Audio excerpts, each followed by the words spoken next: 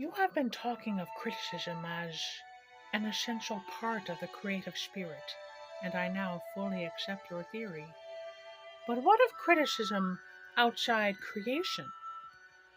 I have a foolish habit of reading periodicals, and it seems to me that most modern criticism is perfectly valueless. So is most modern creative work also. Mediocrity weighing mediocrity in the balance, and incompetence applauding its brother. That is the spectacle which the artistic activity of England affords us from time to time, and yet I feel I am a little unfair in this matter. As a rule, the critics, I speak of course of the higher class, of those in fact who write for the sixpenny papers, are far more cultured than the people whose work they are called upon to review. This indeed is only what one would expect, for criticism demands infinitely more cultivation than creation does. Really? Certainly. Anybody can write a 3-volume novel. It merely requires a complete ignorance of both life and literature. The difficulty that I should fancy the reviewer feels is the difficulty of sustaining any standard. Where there is no style, a standard must be impossible. The poor reviewers are apparently reduced to be the reporters of the police court of literature, the chroniclers of the doing of the habitual criminals of art. It is sometimes said of them that they do not read all through the works they are called upon to criticize. They do not, or at least they should not. If they did so, they would be confirmed misanthropes, or, if I may borrow a phrase from one of the petty Newnham graduates, confirmed womanthropes for the rest of their lives. Nor is it necessary. To know the vintage and quality of a wine, one need not drink the whole cask. It must be perfectly easy in half an hour to say whether a book is worth anything or worth nothing. 10 minutes are really sufficient if one has the instinct for form. Who wants to wade through a dull volume? One tastes it and that is quite enough.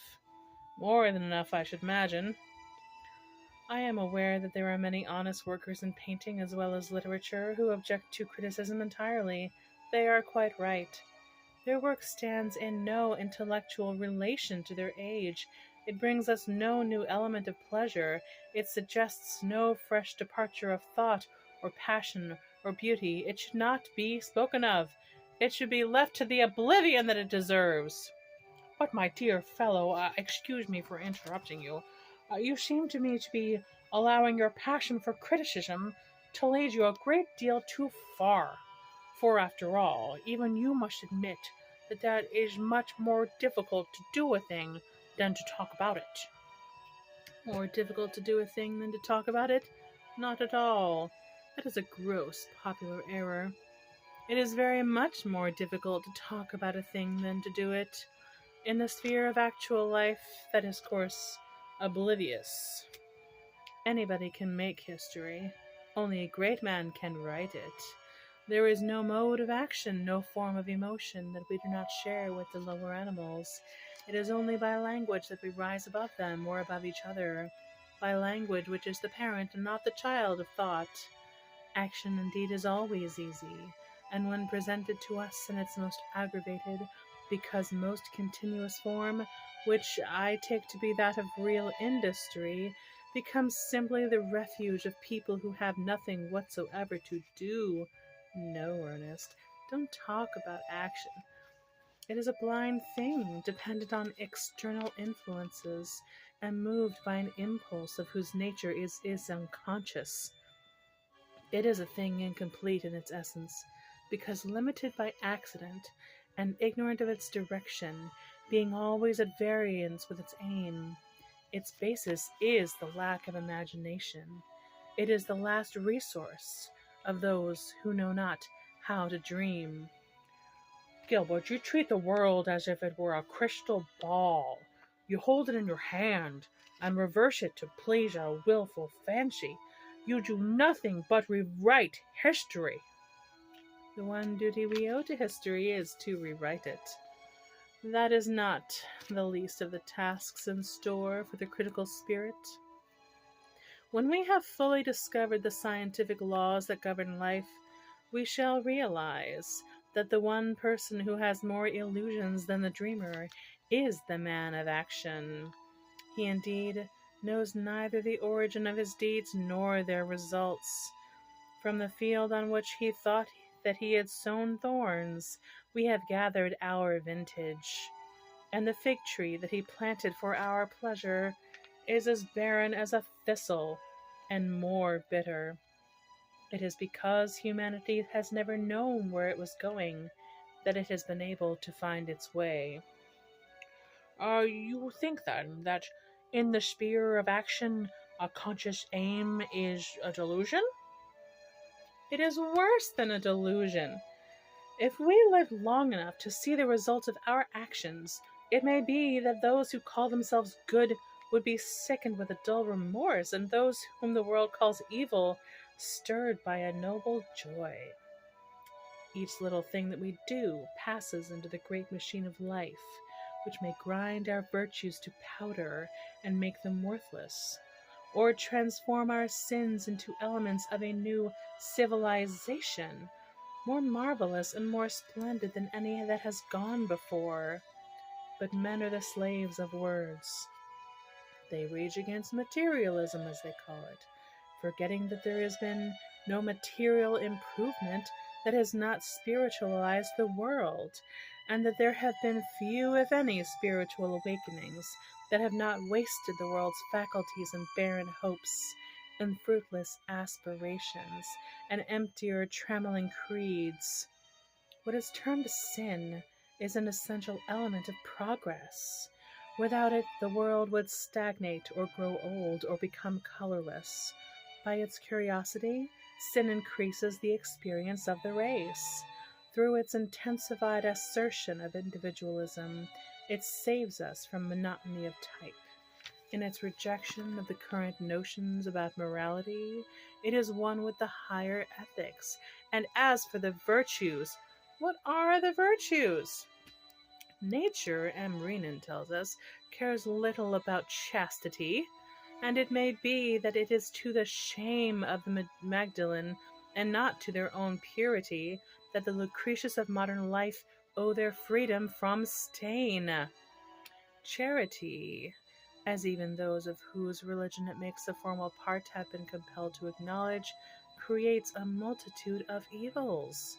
The mere existence of conscience, that faculty of which people prate so much nowadays, and are so ignorantly proud, is a sign of our imperfect development.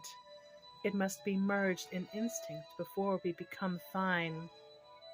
Self-denial is simply a method by which man arrests his progress, and a self-sacrifice a survival of the mutilation of the savage, part of that old worship of pain, which is so terrible a factor in the history of the world, and which even now makes its victims day by day, and has its altars on the land. Virtues! Who knows what the virtues are? Not you, not I, not anyone. It is well for our vanity that we slay the criminal, for if we suffered him to live, he might show us what we had gained by his crime. It is well for his peace that the saint goes to his martyrdom. He is spared the sight of the horror of his harvest. Gilbert, you sound too harsh a note. Let us go back to the more gracious fields of literature. What was it that you said? That it was more difficult to talk about a thing than to do it? Yes, I believe I ventured upon that simple truth. Surely you see now that I am right. When a man acts, he is a puppet. When he describes, he is a poet. The whole secret lies in that. It was easy enough on the sandy plains by windy Ilion to send the notched arrow from the painted bow, or to hurl against the shield of hide and flame like brass the long ash-handled spear. It was easy for the adulterous queen to spread the Tyrian carpets for her lord, and then as he lay couched in the marble bath to throw over his head the purple net. and a call to her smooth-faced lover to stab through the meshes at the heart that should have broken at Aulis. For Antigone, even with death waiting for her as her bridegroom, it was easy to pass through the tainted air at noon and climb the hill, and strew with kindly earth the wretched naked corpse that had no tomb. But what of those who wrote about these things? What of those who gave them reality and made them live forever? Are they not greater than the men and women they sing of?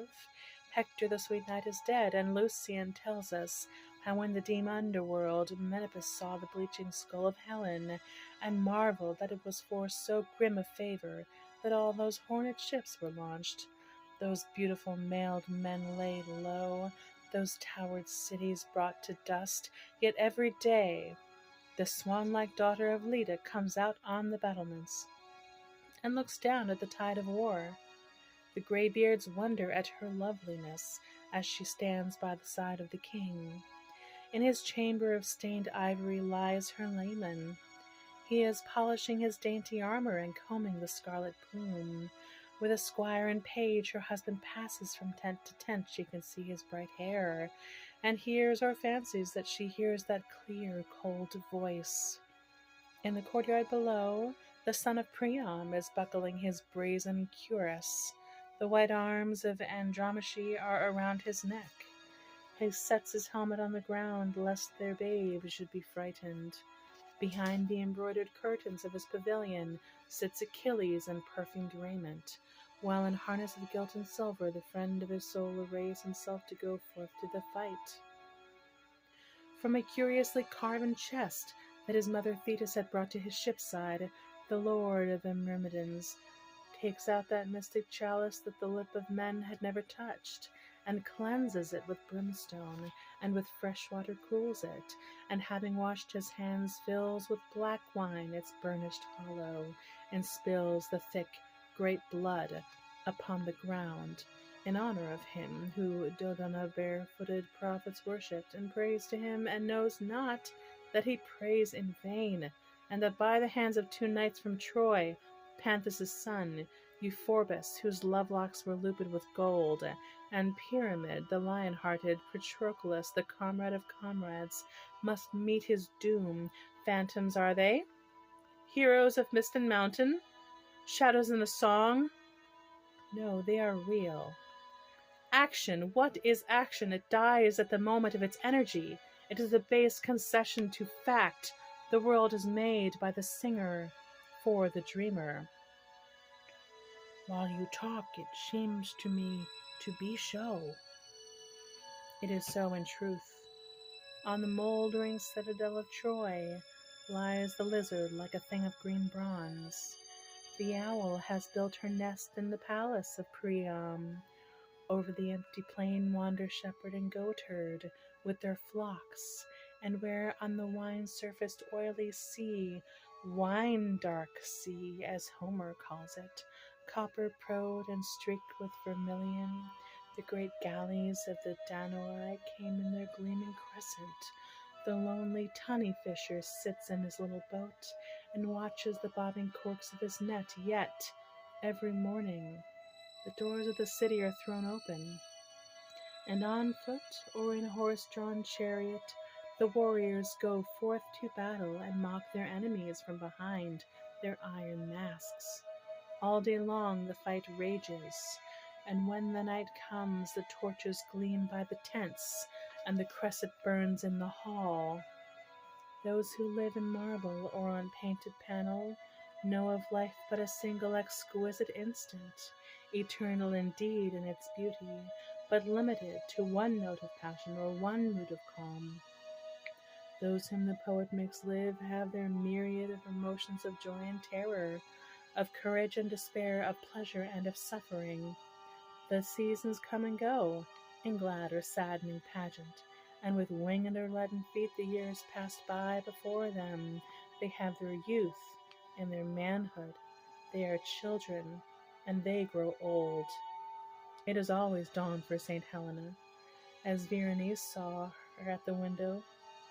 Through the still morning air, the angels bring her the symbol of God's pain.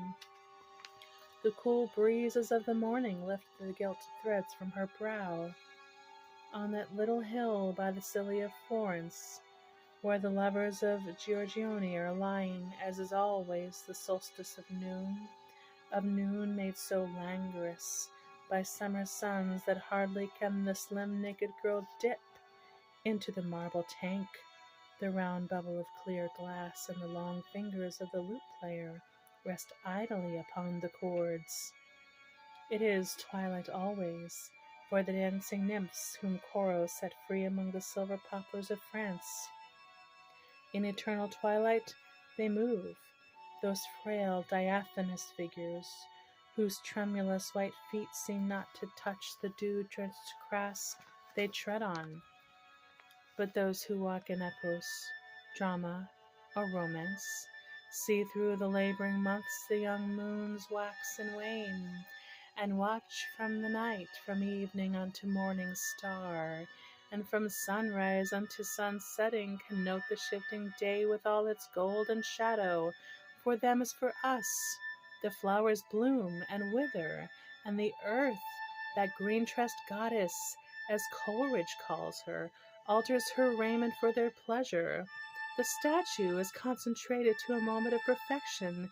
The image stained upon the canvas possesses no spiritual element of growth or change. If they know nothing of death, it is because they know no little of life, for the secrets of life and death belong to those and those only whom the sequence of time affects, and who possess not merely the present but the future, and can rise or fall from a past or of glory or of shame. Movement, that problem of the visible arts, can be truly realized by literature alone. It is literature that shows us the body in its swiftness and the soul in its unrest.